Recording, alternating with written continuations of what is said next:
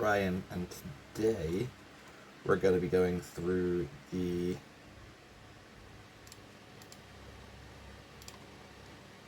developer update stuff.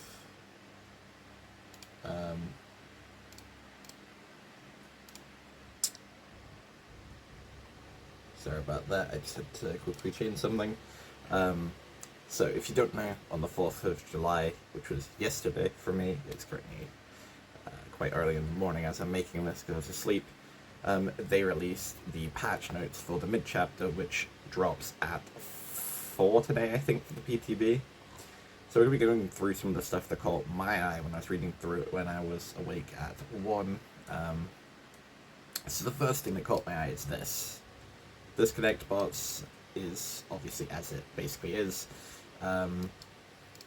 They basically replace the survivor that DCs, so this is going to be huge, especially considering the fact that the DC penalty is still, or the DCs are really, really bad at the moment, given the fact, especially mid-event, a lot of people are just DCing because they're getting unfun games, and you know what? That's just the way it goes. This is cool. I like this. The report feedback, this should have been a thing from months ago when the cheater epidemic started last year. This should have been in from the start, to be fair. But at the end of the day, they were a smaller studio when they first made it, but, you know, I'm glad that they're doing this now rather than never, so cool. Onryo never really interested me. Her changes are cool. 3/4 of a stack. This will be interesting to see how she works as a character. I'll be playing the PTB on the stream tonight.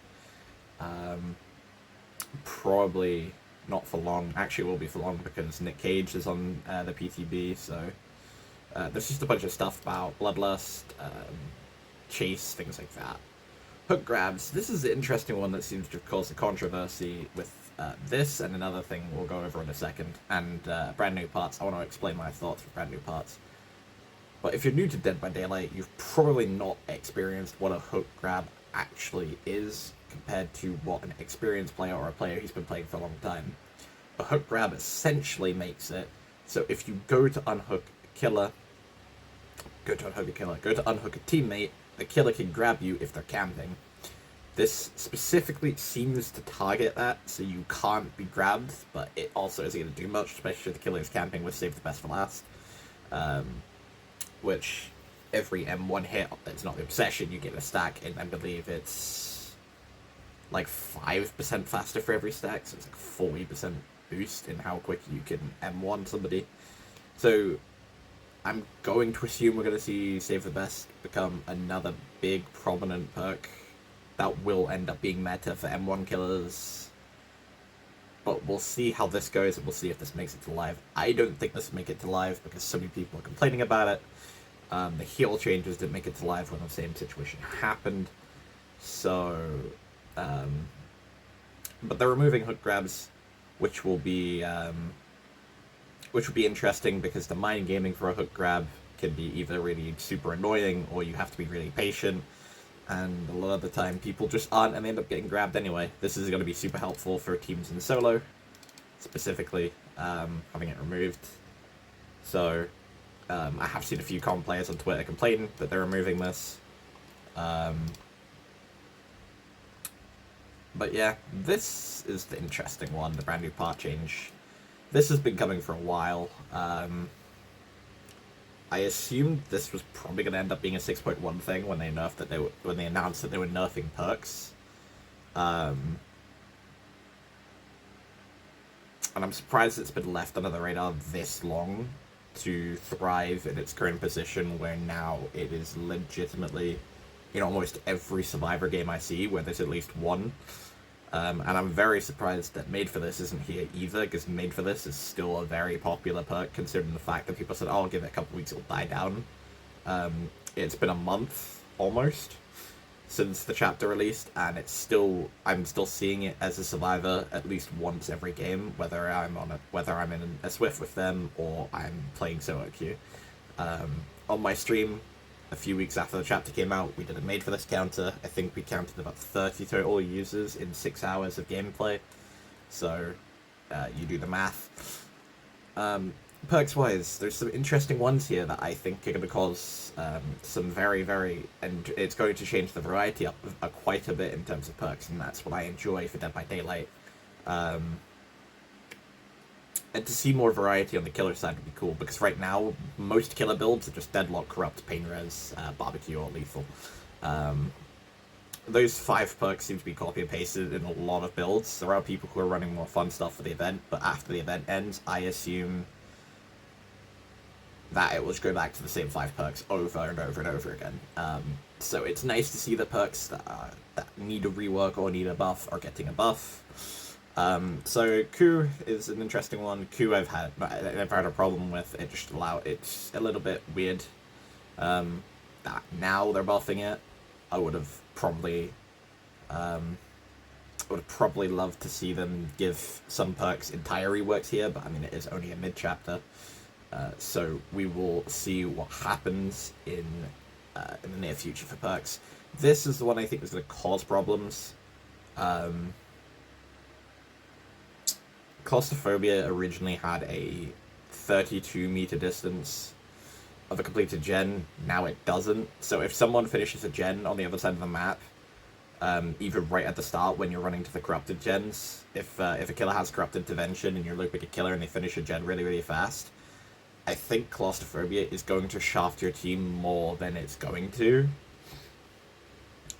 We'll see how this plays out, of course, in the PTB later on today. But I do think that this is probably going to cause quite a bit of people to use Claustrophobia and call it a valid perk again. Because, or not even again, I think it's going to become quite a meta perk to counteract, especially for newer players, being a general perk after it got removed from demo. It's going to be quite useful for new players to sort of see that and think, well, that's going to be good to counteract people who are above a higher skill level. Which, really, really nice change. Do I agree with it? In the long run, we'll see how it plays out. I don't want to make any judgmental calls, because they did that with the medkit, and they immediately U-turned on it if they thought it wasn't going to be good. They didn't U-turn on it, but they U-turned on healing as a whole, which I was really happy about. Hangman's Trick, they've essentially killed the perk more than it was already killed. You literally couldn't kill this perk any further than it was already killed. So it is what it is. I mean, it's Hangman's Trick. Remember Me is the one where you get tokens and it slows gate opening speed for some amount of time. I've never really looked into it, never really used it, never cared for it. Crowd Control is another perk that I've never really used as killer. So I think this might cause problems for more advanced players and have to, like... What you're going to see is a lot more people running Windows with this, especially... I don't think crowd control's going to get used, because a good player's just going to vault the window, and then they're going to run to another tile, especially if they got a perk like Life, or they have Overcome. They'll just take the hit and run to another tile, or they won't vault windows, they'll just loot pallets. Not to mention a good team knows most totem spawns. Trail of Torment, I'm against this change entirely. A friend of mine rightly pointed out that this is probably going to cause problems in the case of 3-genning. All it takes is a Skull Merchant to 3-gen, and you keep kicking gens, and they are permanently undetectable. So a 3-gen killer is going to only be made stronger, same with Knight. So until the 3-gen situation is sorted like they want to, I think Trail of Torment should have been waited until then. But I mean, I get the change, I like the change, don't get me wrong. Survivor has a few perks, not all of them are really interesting to me. Obviously, you have Prove Thyself. Prove Thyself received a pretty substantial nerf down to 10% from 15, and it removed the blood point bonus, which I understand, because 1 gen would literally get you maximum objective points, so it's kind of a thing that just says, you know what, we're trying to make the game a little bit more fair for people. Because if you had someone with Prove Thyself, you'd literally see them on the top of the leaderboard most of the time, or the top 2. Not that the leaderboard means much, but, you know, it's there, it's happened, what can we do about it? I think they will probably I don't know why they removed the blood point bonus, but I do get it because We're Gonna Live Forever and Barbecue both had theirs completely butchered when they got nerfed last year, which I can understand. Blastman, Wiretap, these two, if you don't know what they are, Blastman blinds Killer when he kicks it, if he doesn't have Lightborn. If he does, you know, you can see your aura for 10 seconds.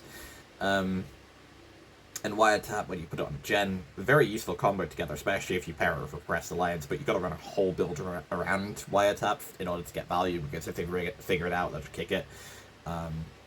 It got a slight... It's like a buff and a nerf at the same time, because it used to be 33% of a generator, but now it's 50, but it lasts like 2 minutes, so...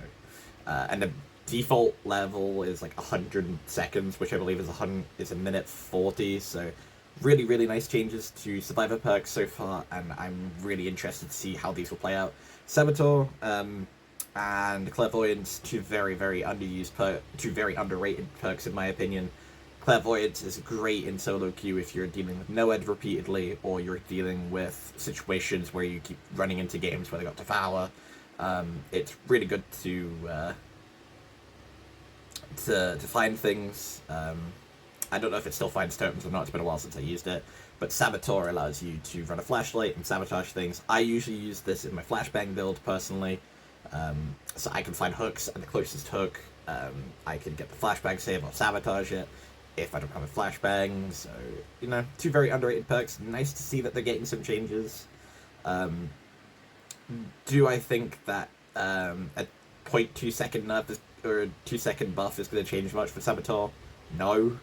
A Killer with Stabiffle will just break through that instantly because, like I said before, it's 40%, and I'm surprised that's not even on here. Same with Made for This.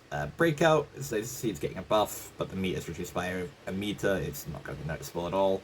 Buckle Up is a nice change. Personally, I do believe that this is probably going to end up meaning that they'll remove the endurance status effect from Made for This, and they're getting ready for that, and I'll just do it in the next chapter. Which the next chapter is licensed and is coming out in August, which is a month from now, I believe. Which we'll probably start seeing teasers and stuff by the end of the month. Smash it. This is the interesting thing to me. I have said for a long time in DVD that exhaustion perks need their exhaustion timers based on their usefulness. If an exhaustion perk isn't very useful, i.e. Smash Hit wasn't because you wouldn't get value out of it very much, the timer should be significantly shorter than that of Dead Hard, which Dead Hard you can get a lot of value out of if you can use the perk correctly. I believe that this is probably a good step in the direction, because they've basically half the time of the countdown for it at each tier, and I believe that this is going to be something really, really handy to change the variety in exhaustion perks. So again, a really, really nice change. Spine Chill, this is a little bit expected, to be fair, but I would rather them have just completely reworked the perk at this point. The perk originally was a perk for deaf and hard of hearing people that basically let them know that the killer was looking in a direction. I don't remember what the exact perk description is, and I'm not going through all killer changes. I'll go through a few that intrigued me. But the Spine Chill at this point should have been completely reworked, in my opinion. I don't think... I really don't see the point in leaving it as is. I don't understand how Spine Chill works now, and I never did see the appeal to want to use it even as a new player. But that is what it is, right?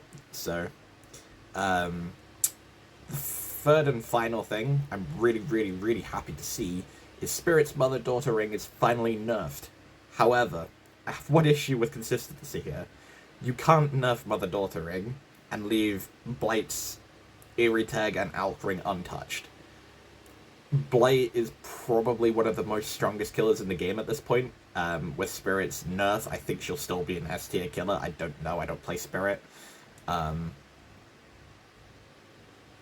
So, a lot of changes. Hag got some changes. I don't know anything about Hag, so I can't really tell you. Executioner got a change. Basically, it has a built-in mechanic that stops you camping, I believe. I think this is new. I've never seen this before.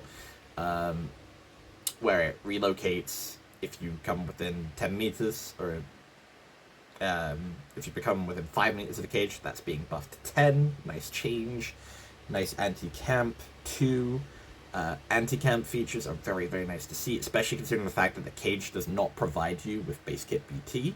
So it's really, really nice to see that the devs are doing everything they can to prevent camping as a whole, and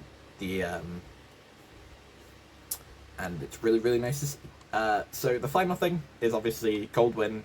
Cold Wind balance has been a topic for about a year. Or at least for me, Cold Wind has felt really, really rough to play on, because it's basically a giant square, but the only useful tiles are in the outside of the map. So all you do, if you have life, is you vault a window on one of the sides and just sprint to the other side of the map. There's nothing in the center of the map. Not a thing other than Harvester, which obviously you can see on the photo here. And it's nice to see that they're giving it some attention and some love. And of course, the Rancid Abattoir and Fractured Cowshed are the two that they are reworking here. It's nice to see that they're giving maps some love that need it, and I think overall the changes are very, very good. Are there things that could be changed? Absolutely. Are there things I don't agree with? Not really. I think the changes are going to cause some chaos in the community, but these are the kinds of changes I think, as a game developer, means that you're doing something right. To see big changes like this in DBD is something that's very, very rare. Usually mid-chapters are like the smaller bug fix kind of things. But to see a mid-chapter that's this filled with content is the first in a while, and to see this filled with so many reworks and nerfs and buffs of perks that absolutely need it is 100% a step in the right direction for me. I think that this is going to do really, really well.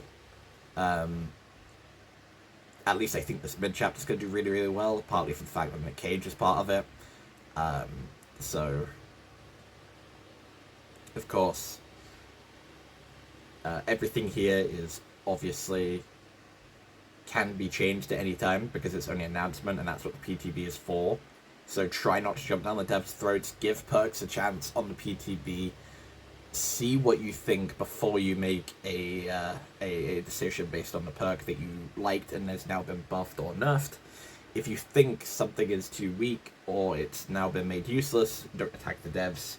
Give them some constructive criticism, because that is what will help the game. Attacking the devs will not. But anyway, I've been rambling for 18 minutes about this update. I'm going to leave this one here.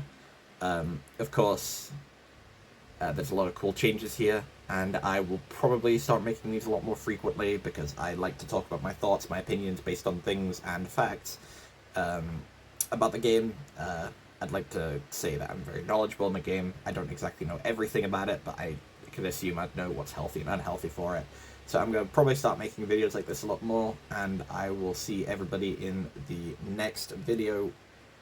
And thank all of you guys for watching this video. Peace out.